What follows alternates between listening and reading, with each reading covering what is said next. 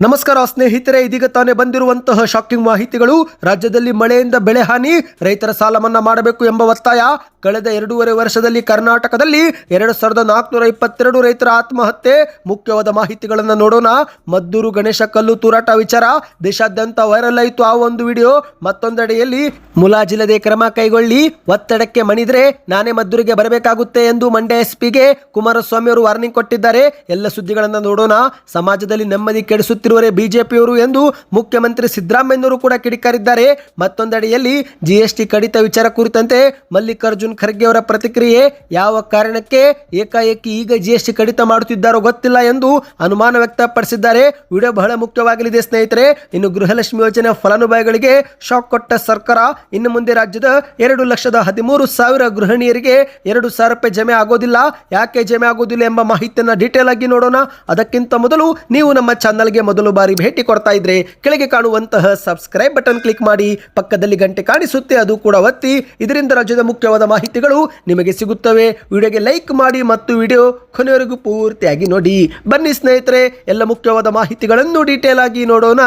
ಇತ್ತೀಚೆಗೆ ರಾಜ್ಯದಲ್ಲಿ ಸುರಿದಂತ ಭಾರಿ ಮಳೆಯಿಂದ ರೈತರು ಬೆಳೆದಂತ ಲಕ್ಷಾಂತರ ಹೆಕ್ಟೇರ್ ಪ್ರದೇಶದಲ್ಲಿನ ಬೆಳೆ ನಷ್ಟವಾಗಿ ಹೋಗಿದ್ದು, ಹಾಗಾಗಿ ಸರ್ಕಾರ ಕೂಡಲೇ ನೆರವಿಗೆ ಧಾವಿಸಿ ರೈತರಿಗೆ ಪರಿಹಾರ ಮತ್ತು ಸಾಲ ಮನ್ನಾ ಮಾಡಬೇಕು ಎಂದು ನಿಖಿಲ್ ಕುಮಾರಸ್ವಾಮಿ ಅವರು ಆಗ್ರಹಿಸಿದ್ದಾರೆ. ಹೌದು, ಕರ್ನಾಟಕದ ಹಲವಾರು ಜಿಲ್ಲೆಗಳಲ್ಲಿ ಬೆಳೆ ನಷ್ಟದಿಂದ ರೈತರು ಕಣ್ಣೀರು ಹಾಕುತ್ತಿದ್ದಾರೆ. ಇಂತಹ ಸಮಯದಲ್ಲಿ ಸರ್ಕಾರ ನೆರವಿಗೆ ಧಾವಿಸದೆ ಜಿಲ್ಲಾ ಉಸ್ತುವಾರಿ ಮಂತ್ರಿಗಳು ಕೂಡ ಕಾಣೆಯಾಗಿದ್ದಾರೆ ಎಂದು ನಿಖಿಲ್ ಕುಮಾರಸ್ವಾಮಿ ಅವರು ಆಕ್ರೋಶ ವ್ಯಕ್ತಪಡಿಸಿದ್ದಾರೆ. ಕೂಡಲೇ ಸರ್ಕಾರ ನಿರಾಶ್ರಿತರಿಗೆ ಪರಿಹಾರ ಕಲ್ಪಿಸಬೇಕು ಮತ್ತು ಬೆಳೆ ಹಾನಿ ಮಾಡಿಕೊಂಡಂತ ರೈತರು ಸಾಲ ಮಾಡಿದ್ರೆ ಅಂತಹ ರೈತರ ಸಾಲವನ್ನ ಮನ್ನಾ ಮಾಡಬೇಕು ಎಂದು ಆಗ್ರಹಿಸಿದ್ದಾರೆ. ಇದೇ ನಡುವೆ ಕರ್ನಾಟಕದ ಕಂದಾಯ ಇಲಾಖೆಯಿಂದ ರೈತರ ಆತ್ಮಹತ್ಯೆ ಸಂಬಂಧ ಕುರಿತಂತೆ ಅಂಕಿಅಂಶಗಳು ಬಿಡುಗಡೆ ಮಾಡಲಾಗಿದ್ದು, ಈ ಒಂದು ಅಂಕಿಅಂಶಗಳು ಪ್ರತಿಯೊಬ್ಬರನ್ನು ಇನ್ನಷ್ಟು ಚಿಂತೆ ಮಾಡುವಂತೆ ಮಾಡಿದೆ. ಹೌದು, ರಾಜ್ಯದಲ್ಲಿ ಕಳೆದ 10 ವರ್ಷಗಳಲ್ಲಿ 10,000 ರೈತರು ಆತ್ಮಹತ್ಯೆ ಮಾಡಿಕೊಂಡಿದ್ರೆ ಕಳೆದ 2 ವರ್ಷಗಳಲ್ಲಿ 2,422 ರೈತರು ಸಾವಿಗೆ ಶರಣಾಗಿದ್ದಾರೆ. ಹೌದು, ಈ ಒಂದು ಹಿಂದೆ ಅಂದ್ರೆ 10 ವರ್ಷಗಳ ಹಿಂದೆ ರೈತರ ಆತ್ಮಹತ್ಯೆ ಪ್ರಮಾಣ ವಿಪರೀತವಾಗಿದ್ದು ಇತ್ತೀಚೆಗೆ ಕಡಿಮೆ ಆಗಿದೆ ಎಂಬ ಒಂದು ಭಾವನೆ ಇತ್ತು. ಆದರೆ ಆ ಒಂದು ಭಾವನೆ ಈ ಒಂದು ಅಂಕಿಅಂಶಗಳು ಸುಳ್ಳಾಗಿಸಿವೆ. ಏಕೆಂದರೆ ಸ್ನೇಹಿತರೆ, ಕಳೆದ 10 ವರ್ಷಗಳಲ್ಲಿ 10,000 ರೈತರು ಆತ್ಮಹತ್ಯೆ ಮಾಡಿಕೊಂಡ್ರೆ ಅದು ವರ್ಷಕ್ಕೆ ಸರಾಸರಿಯಂತೆ 1,000 ಆಗುತ್ತೆ.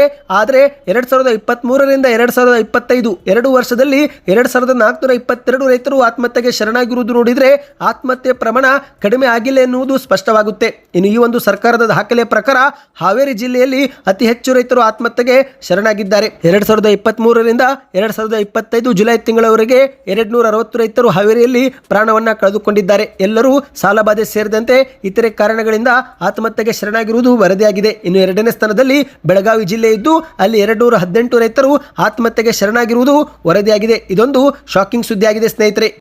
ಇನ್ನಿದೀಗ 2ನೇ ಮುಖ್ಯವಾದ ಮಾಹಿತಿಗೆ ಹೋಗೋಣ. ಇತ್ತೀಚೆಗೆ ಮದ್ದೂರಲ್ಲಿ ಗಣೇಶ ವಿಸರ್ಜನೆ ವೇಳೆ ಕಲ್ಲು ತೂರಾಟ ಮಾಡಲಾಗಿದ್ದು, ಇದೇ ಒಂದು ಕಲ್ಲು ತೂರಾಟ ಪ್ರತಿಭಟಿಸಿ ಹಿಂದೂಗಳು ಪ್ರತಿಭಟನೆ ಮಾಡುತ್ತಿರುವ ವೇಳೆ ಪೊಲೀಸರು ಲಾಠಿ ಚಾರ್ಜು ಮಾಡಿದ್ದಾರೆ. ಈ ಕುರಿತಂತೆ ಒಂದು ವಿಡಿಯೋ ದೇಶಾದ್ಯಂತ ಭಾರಿ ವೈರಲ್ ಆಗಿದೆ. ಹೌದು, ಕಳೆದ ವರ್ಷವೂ ಕೂಡ ಪ್ರತಿಭಟನೆ ವೇಳೆ ಪೊಲೀಸರು ಗಣೇಶನ ಸಮೇತ ಹಲವರನ್ನ ಬಂಧಿಸಿ ಪೊಲೀಸ್ ವಾಹನದಲ್ಲಿ ಕೂರಿಸಿದ್ರು. ಆ ಒಂದು ಫೋಟೋವು ಕೂಡ ಸೋಷಿಯಲ್ ಮೀಡಿಯಾದಲ್ಲಿ ಭಾರಿ ವೈರಲ್ ಆಗಿತ್ತು. ಈ ಒಂದು ವರ್ಷವೂ ಕೂಡ ಮಂಡ್ಯದ ಮದ್ದೂರಲ್ಲಿ ನಡೆದಂತ ಪ್ರತಿಭಟನೆ ಮತ್ತೊಮ್ಮೆ ದೇಶಾದ್ಯಂತ ಭಾರಿ ಸದ್ದು ಮಾಡಿದೆ.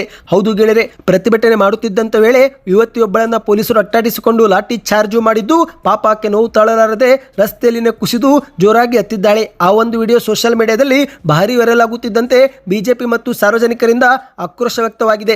ಒಬ್ಬ ಮಹಿಳೆ ಮೇಲೆ ಪುರುಷ ಪೊಲೀಸ್ ಅಧಿಕಾರಿಗಳು ಹೊಡೆಯುವಂತಿಲ್ಲ, ಆದರೆ ಪೊಲೀಸರು ಇಲ್ಲಿ ಮಹಿಳೆ ಎನ್ನುವುದನ್ನು ಕೂಡ ಗಮನಿಸದೆ ಅಮಾನುಷವಾಗಿ ನಡೆದುಕೊಂಡಿದ್ದಾರೆ ಎಂದು ಆಕ್ರೋಶ ವ್ಯಕ್ತವಾಗಿದೆ. ಇದೇ ನಡುವೆ ಕೇಂದ್ರದ ಸಚಿವ ಎಚ್.ಡಿ. ಕುಮಾರಸ್ವಾಮಿ ಅವರು ಕೂಡ ಈ ಒಂದು ಘಟನೆ ಕುರಿತಂತೆ ಪ್ರತಿಕ್ರಿಯಿಸಿ ಮದ್ದೂರಿನಲ್ಲಿ ನಡೆದಂತ ಕಲ್ಲು ತೂರಾಟಕ್ಕೆ ಸಂಬಂಧಿಸಿದಂತೆ ಮಂಡ್ಯ ಎಸ್ಪಿ ಮತ್ತು ಜಿಲ್ಲಾಧಿಕಾರಿಗೆ ಕರೆ ಮಾಡಿ ಖಡಕ್ ವಾರ್ನಿಂಗ್ ಕೊಟ್ಟಿದ್ದಾರಂತೆ.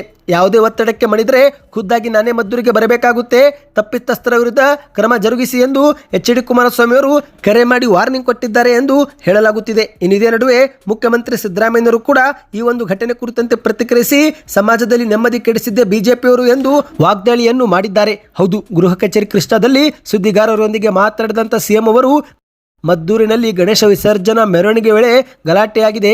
ಮಸದಿ ಬಳಿ ಮೆರವಣಿಗೆ ಸಾಗುವಾಗ ಯಾರೋ ಕಲ್ಲು ತೂರಾಟ ಮಾಡಿದ್ದಾರೆ. ಕೆಲವರು ಗುಂಪು ಕಟ್ಟಿಕೊಂಡು ಗಲಾಟೆಗೆ ಯತ್ನಪಟ್ಟಿದ್ದು, ಇದೇ ಒಂದು ಹಿನ್ನೆಲೆಯಲ್ಲಿ ಪೊಲೀಸರು ಕೂಡ ಲಾಠಿ ಚಾರ್ಜ್ ಮಾಡಿದ್ದಾರೆ. ಇಲ್ಲಿ ಪೊಲೀಸರದು ಏನೂ ತಪ್ಪಿಲ್ಲ. ಈಗಾಗಲೇ ಈ ಒಂದು ಕುರಿತಂತೆ 21 ಆರೋಪಿಗಳನ್ನು ಬಂಧಿಸಲಾಗಿದೆ.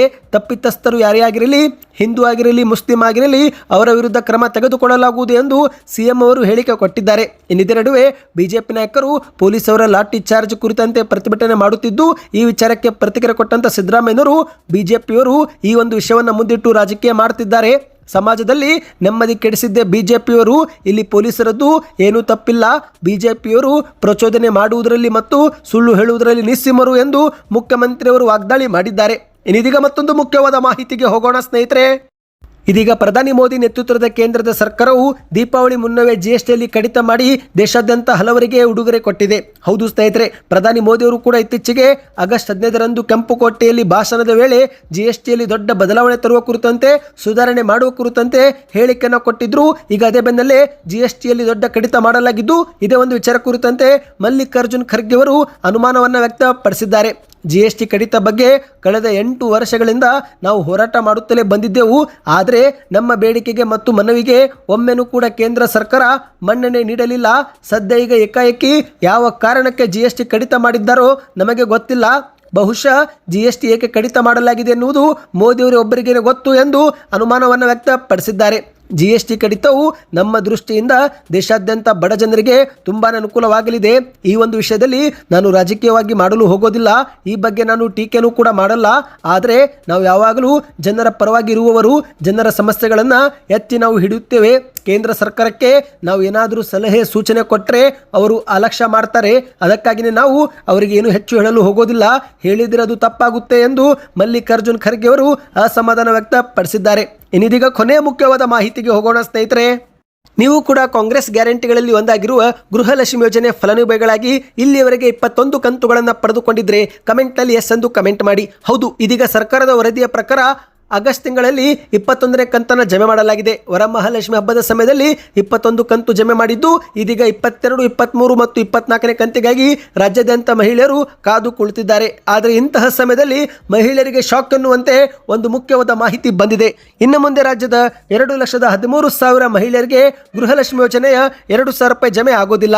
ಹೌದು ಗೆಳೆಯರೆ, ಗೃಹಲಕ್ಷ್ಮಿ ಯೋಜನೆಯ 17 ಜುಲೈ 2023ರ ಮಾರ್ಗಸೂಚಿಯಂತೆ ಇನ್ನು ಮುಂದೆ ಯಜಮಾನಿ ಅಥವಾ ಯಜಮಾನಿಯ ಪತಿ ಆದಾಯ ತೆರಿಗೆ ಅಥವಾ ಜಿಎಸ್ಟಿ ರಿಟರ್ನ್ ಸಲ್ಲಿಸುವರಾಗಿದ್ರೆ ಇನ್ನು ಮುಂದೆ ಸರ್ಕಾರದ 2,000 ರೂಪಾಯಿ ನಿಮಗೆ ಜಮೆ ಆಗೋದಿಲ್ಲ. ಹೌದು ಸ್ನೇಹಿತರೆ, ಈ ಕುರಿತಂತೆ ರಾಜ್ಯಾದ್ಯಂತ ಈಗ 2,13,000 ಫಲಾನುಭವಿಗಳನ್ನು ಈ ಒಂದು ಗೃಹಲಕ್ಷ್ಮಿ ಯೋಜನೆ ಅಡಿಯಿಂದ ಹೊರಗಿಡಲಾಗಿದೆ. ಅವರನ್ನು ಜಿಎಸ್ಟಿ ಐಟಿ ಟ್ಯಾಕ್ಸ್ ಪೇ ಎಂಬ ಒಂದು ಪಟ್ಟಿಗೆ ಸೇರ್ಪಡೆ ಮಾಡಲಾಗಿದೆ. ಸ್ನೇಹಿತರೆ, ಹೌದು, ಗೃಹಲಕ್ಷ್ಮಿಯರು ಒಂದು ವೇಳೆ 2,000 ರೂಪಾಯಿ ಪಡೆದುಕೊಳ್ಳುತ್ತಿಲ್ಲವೆಂದರೆ ನೀವು ಒಮ್ಮೆ ನಿಮ್ಮ ಒಂದು ಅರ್ಜಿಯ ಸ್ಥಿತಿಗತಿಯನ್ನ ಪರಿಶೀಲನೆ ಮಾಡಿಕೊಳ್ಳಿ. ಅಲ್ಲಿ ಏನಾದರೂ ಐಟಿ ಜಿಎಸ್ಟಿ ಟ್ಯಾಕ್ಸ್ ಪೇ ಎಂದು ಸ್ಟೇಟಸ್ ತೋರಿಸುತ್ತಿದ್ರೆ ಇನ್ನು ಮುಂದೆ ನಿಮಗೆ 2,000 ರೂಪಾಯಿ ಜಮೆ ಆಗೋದಿಲ್ಲ.